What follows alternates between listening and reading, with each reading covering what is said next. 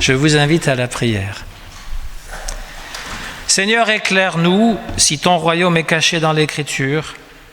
Accorde-nous la grâce d'entendre la parole, d'étudier la parole, de creuser la parole, de mâcher la parole, de respirer la parole. Que maintenant ton esprit éclaire notre esprit. Amen. Nous avons 2 lectures de l'Ancien Testament. La première livre des rois, et puis la deuxième, psaume. Oui.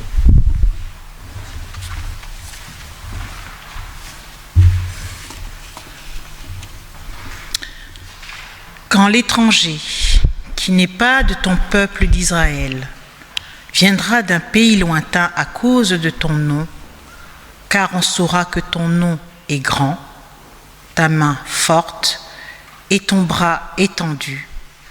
Quand il viendra prier dans cette maison, exauce-le des cieux, du lieu de ta demeure, et accorde à cet étranger tout ce qu'il te demandera, afin que tous les peuples de la terre connaissent ton nom pour te craindre, comme ton peuple d'Israël, et sache que ton nom est invoqué sur cette maison que j'ai bâtie. La deuxième lecture sera le court psaume 117. Louez l'Éternel, vous tous les nations. Célébrez-le, vous tous les peuples, car sa bonté pour nous est grande et sa fidélité dure à toujours. Louez l'Éternel.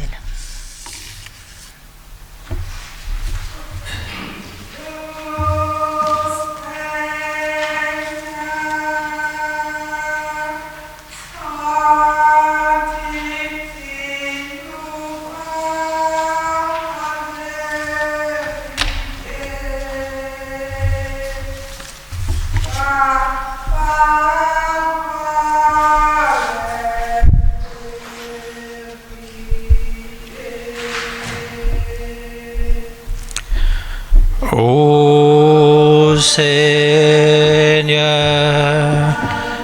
sanctifie-nous par ta vérité.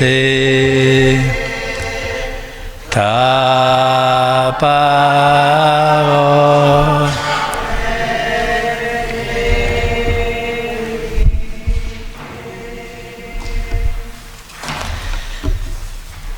Voilà des petits textes tirés de l'Ancien Testament. Le premier nous parle, donc, dans le premier livre des rois, nous parle du retour de l'exil. Quelqu'un pour aider Félix ? D'accord. Voilà, donc, lorsque, du retour de l'exil à Babylone, la question était quelle attitude doit-on adopter envers les nombreux étrangers qui sont installés dans le pays. Pour la petite histoire, il y a eu le roi Nabuchodonosor qui a déporté l'élite religieuse et politique du peuple hébreu, le peuple juif, à Babylone. Et 50 ans plus tard, eh bien, le nouveau roi de Perse, qui est devenu le roi important, donc Cyrus, permet aux Juifs de retourner dans leur pays et de rebâtir le temple. La Judée, parce qu'il y avait Judée et Israël, Judée, le mot Judée, c'est de là qu'on tire le mot juif d'ailleurs, Juda, voilà. Donc il y avait des étrangers qui s'étaient installés en Judée, et puis des Juifs qui étaient restés au pays s'étaient mariés avec des étrangères. Alors une polémique éclate vis-à-vis de ces étrangers, et il y a deux visions opposées. La première, le premier discours est pur et dur. On doit fermer les synagogues aux étrangers, on doit conserver la pureté de la foi. Ceux qui ont épousé des étrangères doivent les répudier, doivent s'en séparer, sinon ils seront excommuniés. Ils ne pourront plus jamais venir à la synagogue. Et ça, c'est le discours qu'on trouve dans la bouche des gouverneurs Esdras et Néhémie, c'est d'ailleurs 2 livres de la Bible, où on va lire le Deutéronome et on va relire les textes et on cherche à avoir la religion ancestrale, qui est complètement épurée de toute chose nouvelle. Et puis l'autre discours qu'on trouve aussi dans la Bible, c'est plutôt une ouverture au monde. On trouve ça chez des prophètes, par exemple le prophète Isaïe, les étrangers qui s'attachent au Seigneur, ce Dieu unique, qui aiment le nom du Seigneur. Je les ferai venir à ma montagne sainte et je les ferai jubiler dans ma maison. La maison, avec un M majuscule, c'est une allusion au temple reconstruit sur le mont.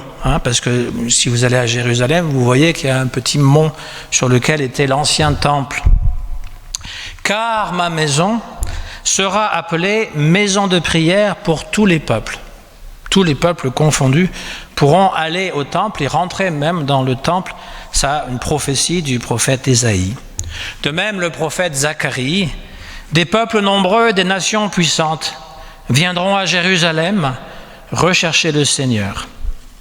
Et ici, donc, nous avons la même chose dans la lecture des rois. Quand l'étranger, qui n'est pas de ton peuple d'Israël, viendra d'un pays lointain, à cause de ton nom.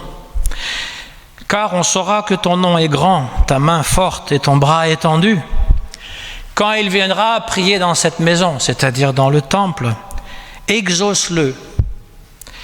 Des cieux, exauce-le.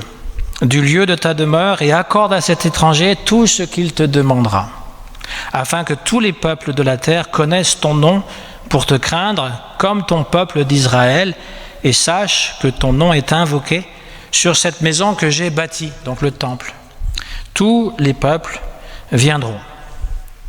Nous avons ici dans la Bible, alors il y a aussi d'autres passages, mais on a le vieux conflit, mais conflit toujours actuel, du nationalisme ou du point de vue conservateur, et puis de l'universalisme d'un point de vue qui est beaucoup plus libéral. Je ne parle pas du néolibéralisme, mais qui est plus englobant. Ce conflit donc de l'exil, il est inscrit dans la Bible. On voit en fait des passages qui défendent soit l'un, soit l'autre.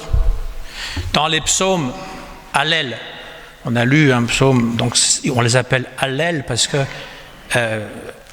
ça loue le Seigneur. Quand on dit Alléluia, là par exemple le dernier mot c'était louer le Seigneur.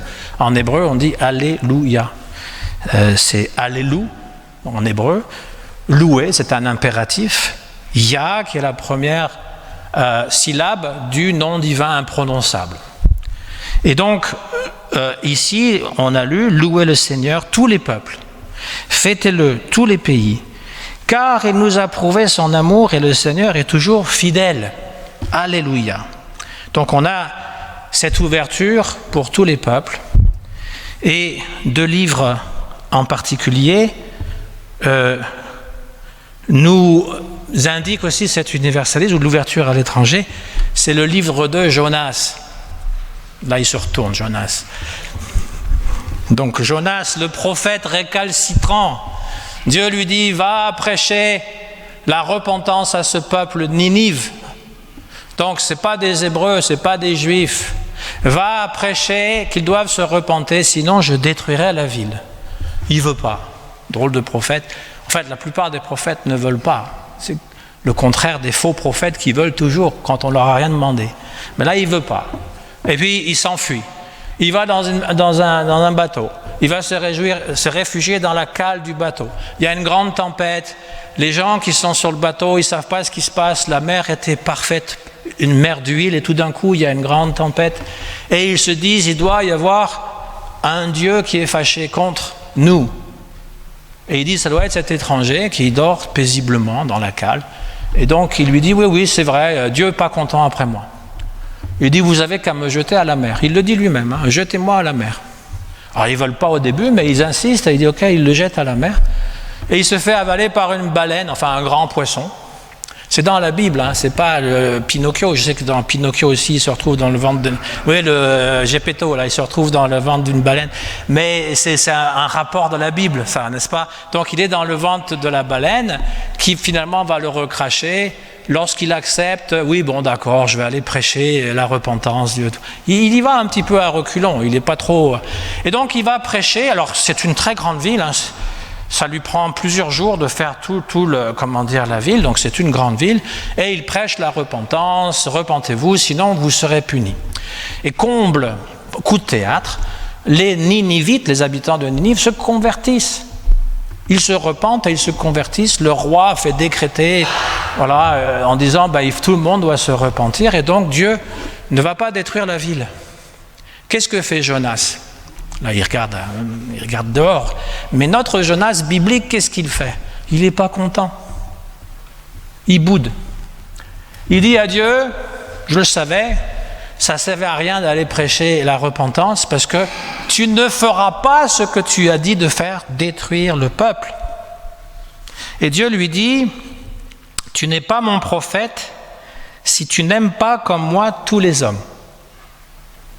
Curieux, hein, livre. D'ailleurs, il y a beaucoup d'autres livres curieux dans la Bible où le prophète est récalcitrant et il dit, mais moi, ça ne m'intéresse pas ce que tu me demandes de faire à Dieu. Et après, il n'est toujours pas content. Il lui dit, ouais, je savais que tu es trop bon. Tu dis que tu vas les détruire, tu ne le fais pas. Et Dieu nous apprend à travers cette histoire que même les personnes qui auraient fait beaucoup de fautes, s'ils se repentent, eh bien, d'aimer ces gens. Alors ça dépend évidemment les fautes, on en a déjà parlé. L'autre livre qui nous parle de la valeur de l'étranger, c'est le livre de Ruth. Il joue un rôle important dans la liturgie juive pour certaines fêtes spécifiques. C'est une femme étrangère. Donc il y a Noémie et ses 2 enfants qui vont dans un pays étranger qui s'appelle Moab. Et les 2 enfants vont marier des femmes moabites, les habitants de Moab, dont Ruth. Et pour une raison quelconque, les deux enfants de Noémie meurent, parce qu'ils s'en vont de Bethléem. Ils viennent de Bethléem, ils s'en vont, il y a une famine. C'est un jeu de mots, parce que Bethléem, c'est la ville du pain. Il y a du pain. Et on sait très bien aussi que c'est une ville prophétique. Mais ils doivent partir pour aller à l'étranger. Les 2 fils meurent, il reste les deux brus, comme ça qu'on dit.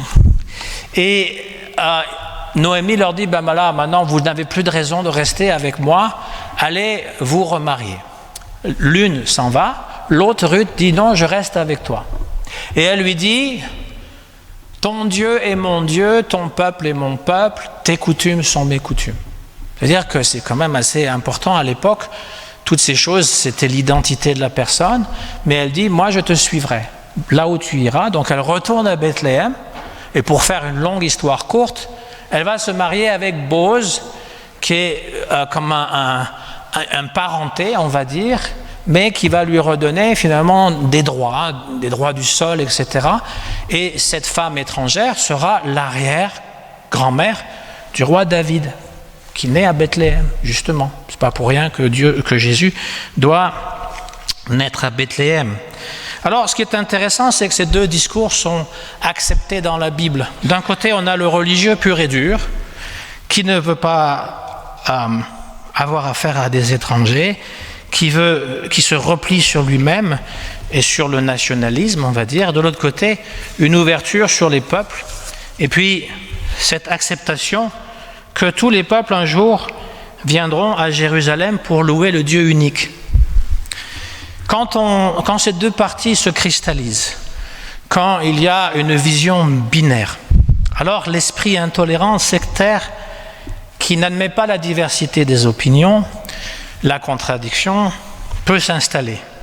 Et donc on a un fanatisme soit racial, soit idéologique, et c'est cette pensée binaire. Il y a les Juifs.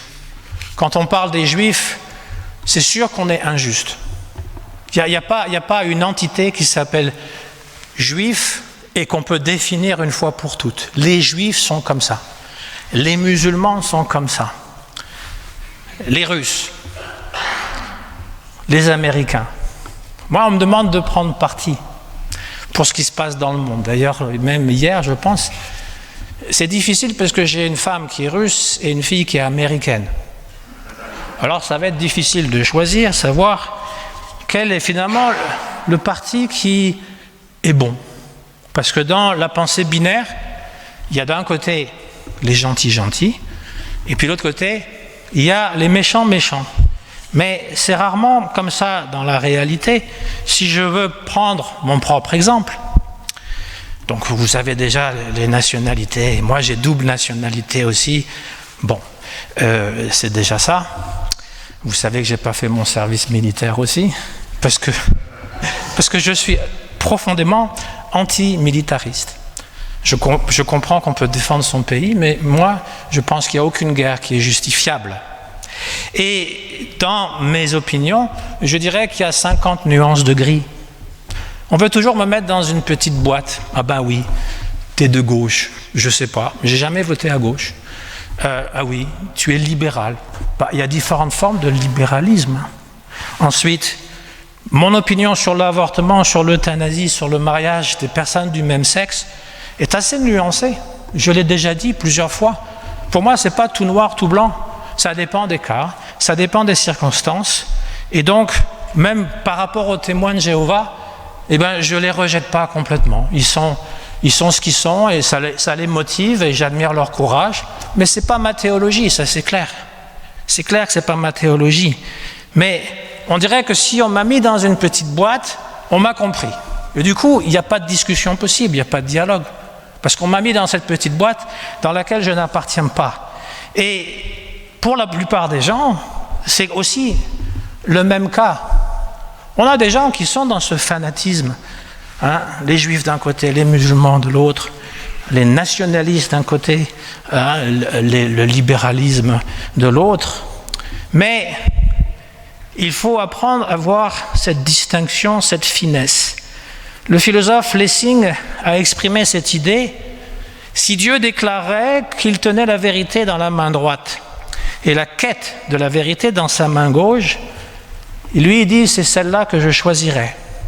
Parce que la quête de la vérité, ce n'est pas la même chose que la vérité. Le fanatique est convaincu de détenir l'unique vérité qui vaut pour tout le monde. La vérité, elle est tout entière à lui, sans partage, sans critique, ni compromis possible.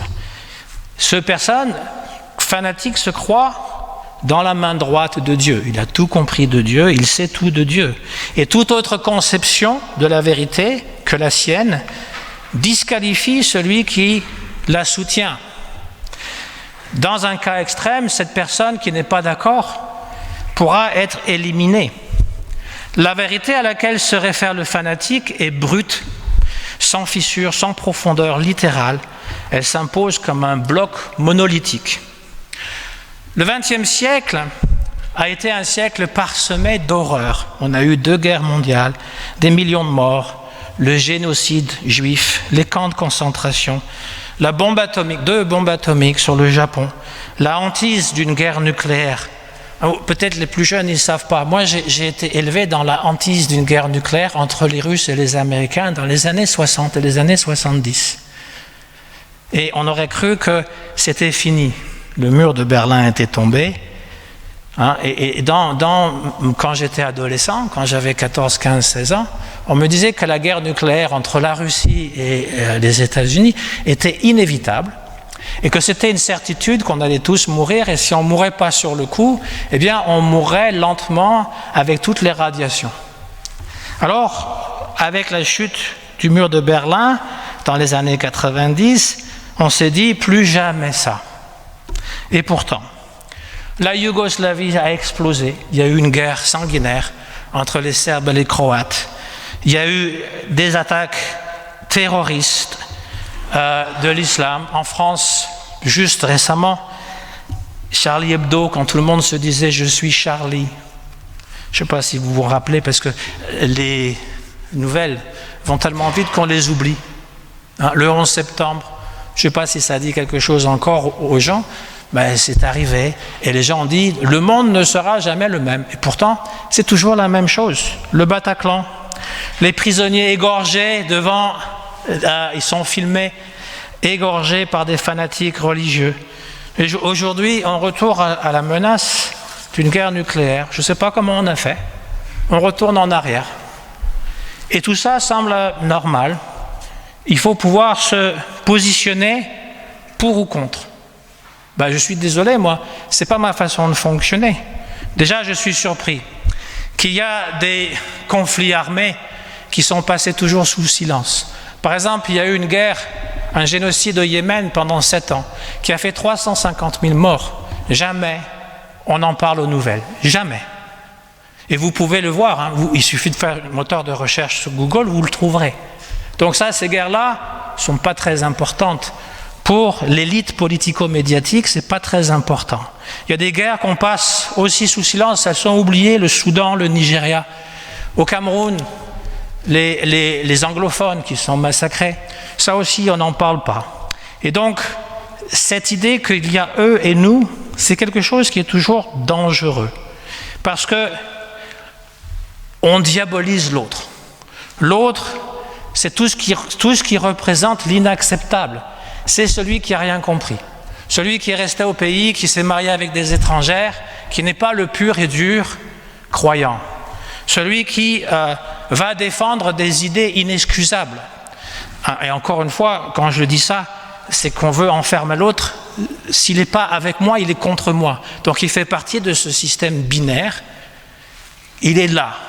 Moi je suis là, il est là. Alors qu'il y a toutes sortes de façons d'être entre les deux. Et ça, on ne veut pas l'entendre. Donc, Esdras et Néhémie, c'est un discours qui finalement nous dit qu'il y a cette idée que la pureté de la religion ou la pureté de la race, mais je stigmatise pas, je dis simplement la pureté de la religion, eh bien c'est faire comme nos ancêtres ont fait. Et vous savez que quand on vit à l'étranger, quand on est né quelque part et qu'on vit à l'étranger, on a tellement la nostalgie de son pays qu'on garde les coutumes qui des fois n'ont plus cours dans notre propre pays. On veut absolument faire comme c'était au pays, mais c'est plus tout à fait la même chose. Et donc c'est ce qui est arrivé avec ces gens qui ont vécu en exil. Ils ont été plus juifs que juifs. Nous, on peut être plus catholique que le pape, mais eux, ils sont plus juifs que juifs. Et puis, il y a cette ouverture donc aux autres peuples, parce qu'il y avait cette idée que tout le monde pouvait devenir, eh bien, adorer le même Dieu. Et c'est le cas du christianisme. S'il n'y avait pas eu cette ouverture, il n'y aurait pas de christianisme.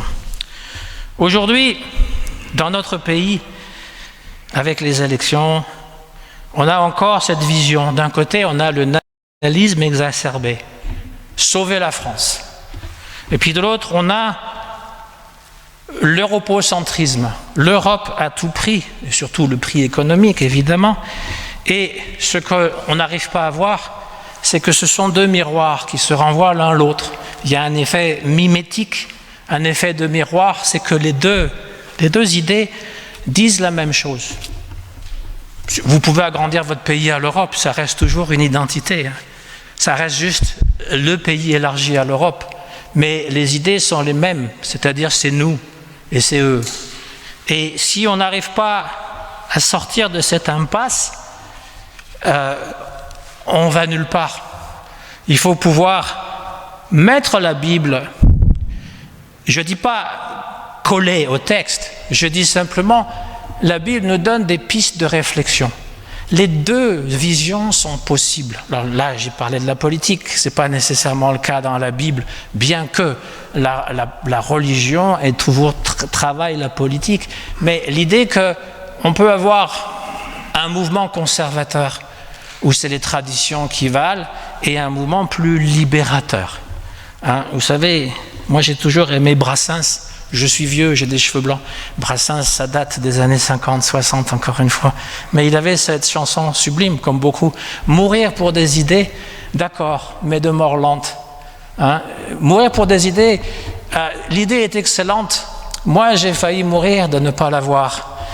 Et que si j'ai pas cette idée, tout le monde va me sauter dessus, parce que mourir pour des idées, c'est ce qu'il faut faire. Mais Brassens s'est dit mourir pour des idées, d'accord, mais de mort lente.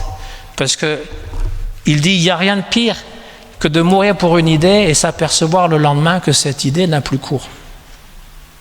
Ce qui est bien passé avec l'URSS. Le lendemain, les lendemains qui chantent, ils n'ont pas chanté très longtemps, n'est-ce pas? Donc il y en a qui meurent pour ces idées, finalement elles n'ont plus cours le lendemain. Donc il faut pouvoir raison garder. Et l'idée d'avoir une diversité dans l'Église, dans la société, dans le monde, est plutôt quelque chose de réjouissant. Ce n'est pas une menace. Ce n'est pas une menace d'avoir quelqu'un qui pense différemment de soi au niveau religieux, au niveau politique, à tous les niveaux. Mais si c'est la foire à l'empoigne et puis qu'on diabolise l'autre et qu'on dit « mais toi, tu ne penses pas comme moi », on n'a pas besoin de le dire, mais on veut absolument mettre l'autre dans le camp adverse, il n'y a pas d'échange, il n'y a pas quelque chose qui peut grandir. Donc voilà ce que ces petits textes de l'Ancien Testament m'ont inspiré aujourd'hui. Au nom du Christ. Amen.